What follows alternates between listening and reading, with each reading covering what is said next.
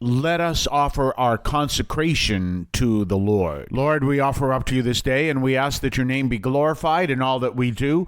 We ask that we may know you, love you, and serve you, so that we may do what you ask and seek to grow closer to you. And we ask this through Christ our Lord. Well, today we have the beginning of another element that enters into Acts of the Apostles. And what we're getting into, we see this also in Paul's letter to the Galatians. What we're getting into is known as the struggle with the Judaizers.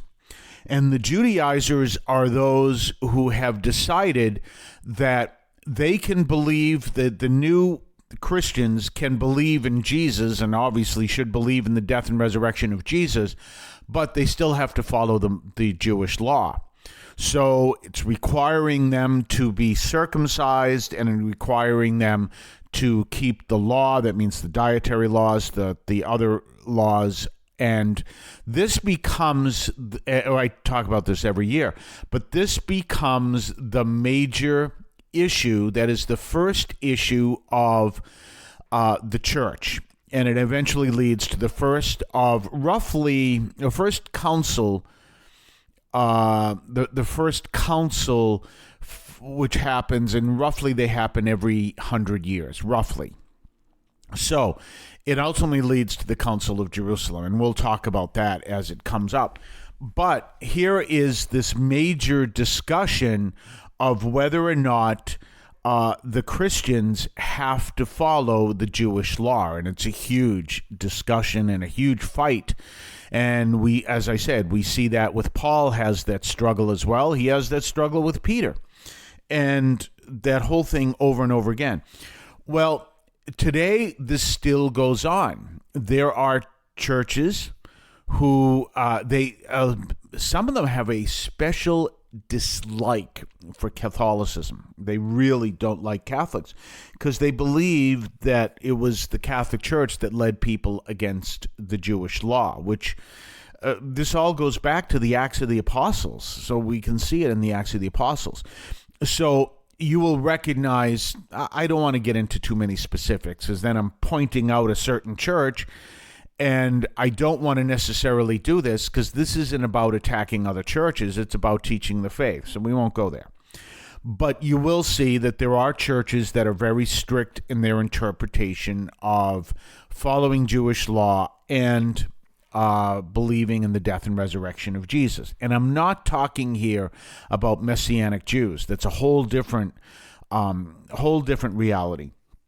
For those of you who don't know, a Messianic Jew is a person who practices the Jewish faith and believes Jesus is the Messiah, hence the term Messianic Jew. There is, to the best of my knowledge, and I could be wrong about this, there is one Messianic Jewish synagogue in the United States. It's in Texas. And I've been there just because one of the members of a group I was with had met someone who was, I say was, I mean, he probably still is, but I haven't seen him in 20 years, who met someone who was a Messianic Jew. And so he believed in the death and resurrection of Jesus, but he still practiced his Judaism. He stayed rooted in his Judaism. And so he was a Messianic Jew. I always love to tell, it's a true story. They went to the synagogue looking for him, and his name was David. So anyway, they're looking for him. And says, yeah, we're looking for, they're in the synagogue, and they're looking for someone named David. I said, you realize that's like going to an Irish pub looking for someone named Patrick. It's a very common name because obviously it's a celebration of the King David, and Jesus is in the line of David. They eventually did find him. And of course, Patrick is, also based on St. Patrick. But there they were, and we were in the synagogue. It's in Texas. I think it's in the Dallas area. Now, there may be others, but to the best of my knowledge, it's the only one. But there are other churches that teach that someone has to practice the Jewish law, even though they are a Christian. And they tend to be very, very hostile against Catholicism. It just happens to be there. I mean, there are some that disagree with Catholics. I mean, obviously starting with Martin Luther. But, we understand our differences and, we can get along. But this particular church is very hostile towards Catholics. You can spot it a mile away. And again, because they believe that we're supposed to follow the Jewish law and believe in the death and resurrection of Jesus. And we as Catholics and most Christians do not believe that. And again, I don't want to point it out. Don't want to name the church because I don't think that's fair for the forum that we are doing here. That's for another forum, if it is for a forum at all. We're going to be back on the other side of the break. You're listening to St. Anthony Overnight from St. Anthony Parish in Alston. You can now leave a message for us, which we can air and discuss on this program. Just call 617-297-7452. That's 617-297-7452. 617-297-7452. Feel free to call, leave a comment, a question, or even feedback, and we may play it on the air. I can discuss your comment or question as well, so give that a try. 617-297-7452, 617-297-7452. Are you looking for guidance on how to live a purposeful and transformed life? Look no further than Romans 12, a chapter in the New Testament that offers practical wisdom for believers. Romans 12 begins with a powerful call to offer our bodies as living sacrifices to God, urging us to renew our minds and align them with His will. This chapter highlights the importance of humility, using our gifts for the benefit of others, and exercising genuine love. It teaches us to be diligent in serving the Lord, rejoicing in hope, persevering in tribulation, and being devoted to prayer. But it doesn't stop there. Romans 12 also teaches us to live in harmony with others, extending kindness and hospitality even to our enemies. It urges us to overcome evil with good and leave vengeance to God. So if you're seeking guidance on how to live a life of love, humility, and service, dive into Romans 12. Let its practical wisdom transform your life.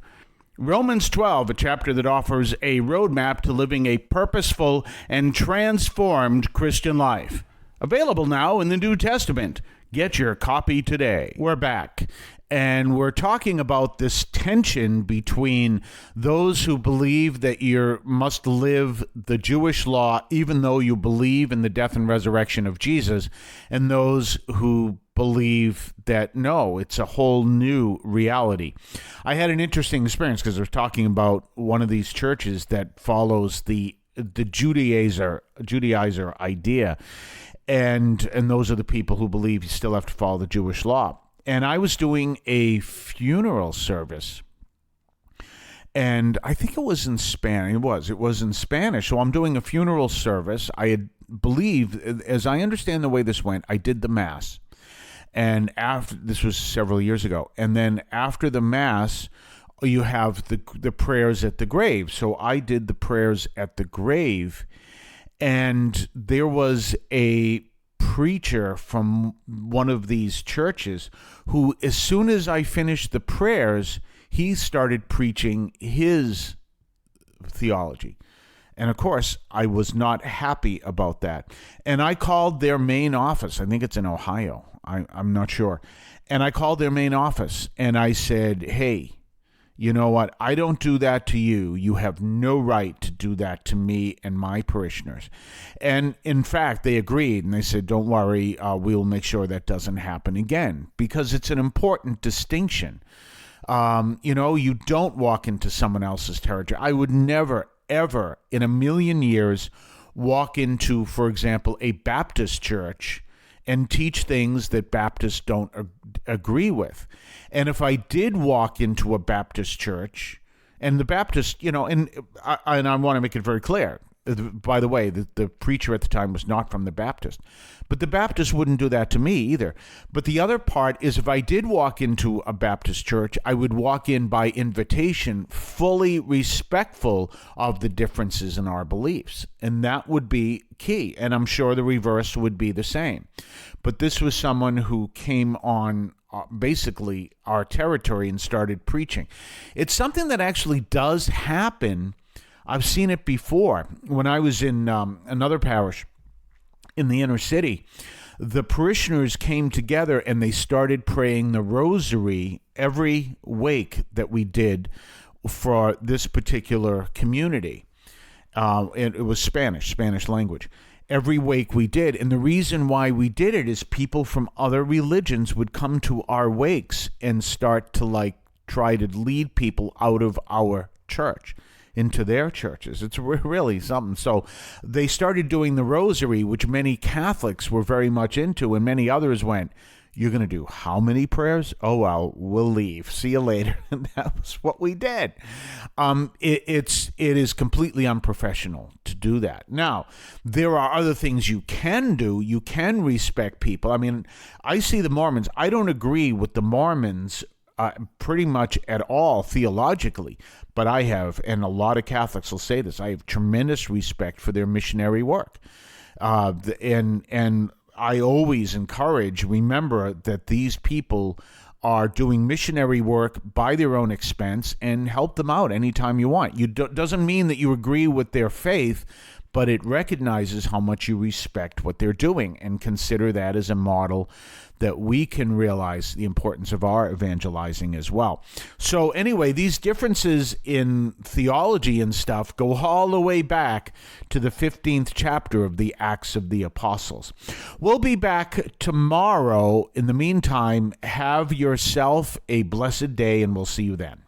I want to call your attention to Catholic TV, which offers great faith-filled, family-friendly programming 24 hours a day.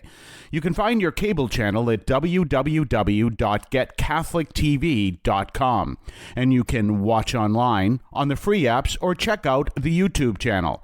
Daily Mass, Rosaries, the Divine Mercy Chaplet, and the Our Lady of Perpetual Help Novena are all available online and on demand. Check out CatholicTV.com. If you're searching for a meaningful spiritual experience, look no further than St. Anthony's Parish in Allston, Massachusetts. Join us at 43 Holton Street in between Soldiers Field Road and the Mass Pike. Immerse yourself in the complete St. Anthony's Parish encounter through our 10 o'clock a.m. chanted Mass. Whether you're a Catholic seeking a parish to call home or someone looking for spiritual guidance, our welcoming community is here for you. Visit our website at www.stanthonyalston.org for more information. St. Anthony's Parish, where faith finds a home.